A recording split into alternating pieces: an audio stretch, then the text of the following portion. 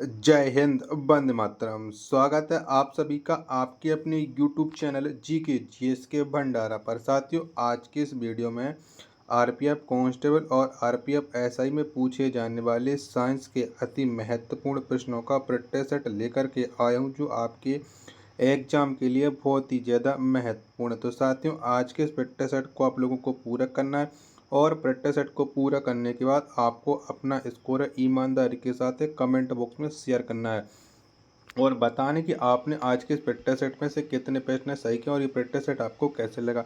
मैं प्रतिदिन आपको अपने यूट्यूब चैनल पर आरपीएफ कांस्टेबल और आरपीएफ एसआई के लिए प्रैक्टिस सेट लगवा रहा हूँ, जो आपके एग्जाम के लिए बहुत ही ज़्यादा महत्वपूर्ण है। तो फिर चलिए शुरू करते हैं। तो पहला प्रश्न है आपके सामने, किसी तत्व में परमाणु भार डॉट डॉट के कारण होता है। तो किसके कारण होता है ये परमाणु भार? तो ये होता है न्यूट्रॉन और प्रोटॉन के कारण। एक का राइट आंसर ऑप्शन संख्या बी इस प्रश्न का राइट आंसर है, हो जाएगा। प्रश्न संख्या 2 है आपके सामने कि इलेक्ट्रॉन की खोज की गई थी। तो किसने की थी इलेक्ट्रॉन की खोज, ये आपको बताना है। तो जे थॉमसन के द्वारा इलेक्ट्रॉन की खोज की गई थी। ऑप्शन संख्या ए इस प्रश्न का राइट आंसर है, हो जाएगा। प्रश्न संख्या 3 है आपके सामने कि न्यूट्रॉन वे कण जिनमें होता है। तो बताओ न्यूट्रॉन में क्या होता है, ये आपको बताना है। तो न्यूट्रॉन वे कण जिनमें कोई आवेश नहीं है। ठीक है, तो 3 का राइट आंसर ऑप्शन संख्या सी इस प्रश्न का राइट आंसर है, हो जाएगा। अगला प्रश्न संख्या 4 है आपके सामने, किसी अम्ल का उपयोग सीसा संचायक बैटरी में किया जाता है। बताओ किस अम्ल का प्रयोग करते हैं। तो सल्फ्यूरिक अम्ल का प्रयोग किया जाता है सीसा संचायक बैटरी में। तो 4 का राइट आंसर ऑप्शन संख्या ए इस प्रश्न का राइट आंसर है, हो जाएगा। चलिएगा, अगला प्रश्न है अब आपके सामने प्रश्न संख्या 5 है कि आवर्त सारणी का अंतिम स्थायी नाभिक वाला तत्व निम्न में से कौन है। तो कौन सा है? तो आवर्त सारणी का जो अंतिम स्थायी नाभिक वाला जो तत्व है वो है बिस्मथ, यानी 5 का राइट आंसर हो जाएगा। ऑप्शन संख्या सी इस प्रश्न का राइट आंसर हो जाएगा। साथियों, अगर आपको ये 3 प्रश्न अगर आपको पसंद आ रहे तो वीडियो को लाइक आप लोग ज़रूर कर देना और इसी तरीके के प्रश्न आपको लगातार जब तक आपका एग्ज़ाम नहीं हो जाएगा तब तक मैं आपको कराता रहूँगा, जो आपके एग्ज़ाम की दृष्टि से बहुत ही ज़्यादा महत्वपूर्ण है। प्रश्न संख्या 6वां है आपके सामने कि नाभिकीय क्रियाओं में किसका उपयोग ईंधन के रूप में होता है। तो बताओ किसका होता है। तो यूरेनियम का उपयोग होता है ईंधन के रूप में। 6 का राइट आंसर ऑप्शन संख्या ए इस प्रश्न का राइट आंसर है, हो जाएगा। प्रश्न संख्या 7 है आपके सामने, कोबाल्ट 60 आमतौर पर विकिरण चिकित्सा में प्रयुक्त होता है क्योंकि यह उत्सर्जित करता है। तो बताओ ये क्या उत्सर्जित करता है, यानी कौन सी किरणों को उत्सर्जित करता है कोबाल्ट 60। तो ये गामा किरणों को उत्सर्जित करता है। 7 का राइट आंसर ऑप्शन संख्या सी इस प्रश्न का राइट आंसर है, हो जाएगा। प्रश्न संख्या 8 है आपके सामने कि नाभिकीय रिएक्टर के विनिर्माण में निम्नलिखित में से कौन सा तत्व अनिवार्य है। तो कौन सा है? तो नाभिकीय रिएक्टर के विनिर्माण में जो ये अनिवार्य है प्लूटोनियम, यानी 8 का राइट आंसर ऑप्शन संख्या बी इस प्रश्न का राइट आंसर हो जाएगा।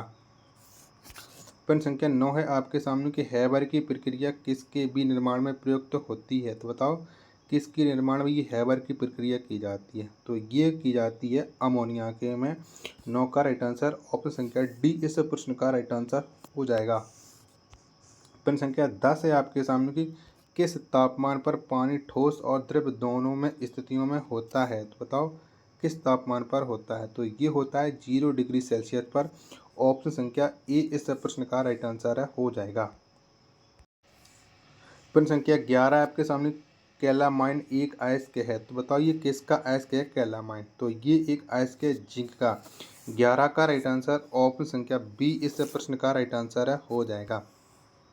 प्रश्न संख्या 12 है आपके सामने कि मेलाकोनाइट इनमें से किस धातु का खनिज है। तो बताओ मेलाकोनाइट एक कौन से धातु खनिज है। तो ये है तांबा का। 12 का आंसर ऑप्शन संख्या ए इस प्रश्न का राइट आंसर हो जाएगा।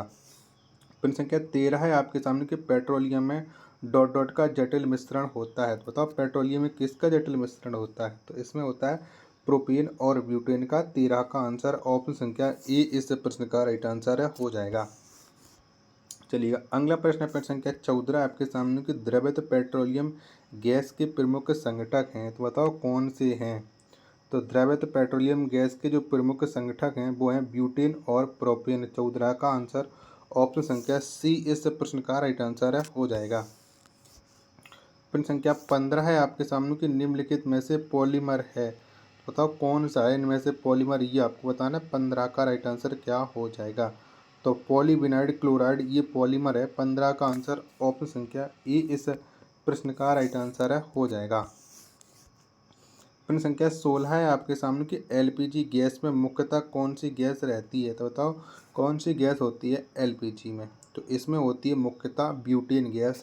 16 का आंसर ऑप्शन संख्या सी इस प्रश्न का राइट आंसर है हो जाएगा। साथियों, वीडियो अगर आपको थोड़ी बहुत भी पसंद आ रही तो प्लीज़ वीडियो को एक लाइक तो ज़रूर बनता है, क्योंकि दिन रात आप लोगों के लिए मेहनत कर रहा हूँ जो आपके एग्जाम में एक दिन सफल जरूर लाएगी। तो प्रश्न संख्या 17 आपके सामने की प्रोटीनों के प्रमुख संरक्षक क्या होते हैं, तो बताओ क्या होते हैं। तो ये होते हैं नाइट्रोजन। ऑप्शन संख्या ए इस प्रश्न का राइट आंसर हो जाएगा। प्रश्न संख्या 18 है आपके सामने कि निम्न में कौन एक प्राकृतिक बहुलक का उदाहरण नहीं है, तो बताओ इनमें से कौन सा नहीं है। तो प्राकृतिक जो बहुलक का उदाहरण नहीं है वो है नायलॉन, ये कृत्रिम बहुलक का उदाहरण है। ऑप्शन संख्या डी इस प्रश्न का राइट आंसर हो जाएगा। प्रश्न संख्या 19 है आपके सामने कि गैसोहॉल पर्यावरण मित्र ईंधन है जो डॉट डॉट के मिश्रण से बनता है, तो बताओ ये किसके मिश्रण से बनता है। 19 का आंसर आपको बताना है। तो ये बनता है पेट्रोल तथा इथेनॉल के मिश्रण से गैसोहॉल। 19 का आंसर ऑप्शन संख्या बी इस प्रश्न का राइट आंसर हो जाएगा। प्रश्न संख्या 20 है आपके सामने कि निम्न दाब का केंद्र है, तो बताओ क्या है निम्न दाब का केंद्र। प्रश्न संख्या 20 का राइट आंसर आपको बताना है। तो ये है साइक्लोन। क्या है, साइक्लोन है। ऑप्शन संख्या ए इस प्रश्न का राइट आंसर हो जाएगा। प्रश्न संख्या 21 है आपके सामने कि किसी द्रव को उनके क्वथनांक से पूर्व उसके वाष्प में बदलने की प्रक्रिया को क्या कहते हैं, तो बताओ क्या कहा जाता है। तो वाष्प में बदलने की जो प्रक्रिया होती है उसे कहते हैं हम वाष्पीकरण। ऑप्शन संख्या ए इस प्रश्न का राइट आंसर हो जाएगा। प्रश्न संख्या 22 है आपके सामने कि ब्लास्ट फर्नेस में कौन सी प्रक्रिया की जाती है, यानी बात्या भट्टी। बताओ इनमें से कौन सी प्रक्रिया होती है। तो स्मिल्टिंग होती है बात्या भट्टी में। 22 का राइट आंसर ऑप्शन संख्या डी इस प्रश्न का राइट आंसर हो जाएगा। प्रश्न संख्या 23 है आपके सामने गैस के 6.023 × 10⁻22 अणुओं से एसटीपी का कौन सा आयन घिरेगा, तो बताओ कौन सा घिरेगा। 23 का आंसर आपको बताना है। तो 22.4 लीटर गिरेगा। ऑप्शन संख्या ए इस प्रश्न का राइट आंसर हो जाएगा। प्रश्न संख्या 24 है आपके सामने कि निरपेक्ष शून्य तापमान किसे कहते हैं, तो बताओ किसको कहा जाता है।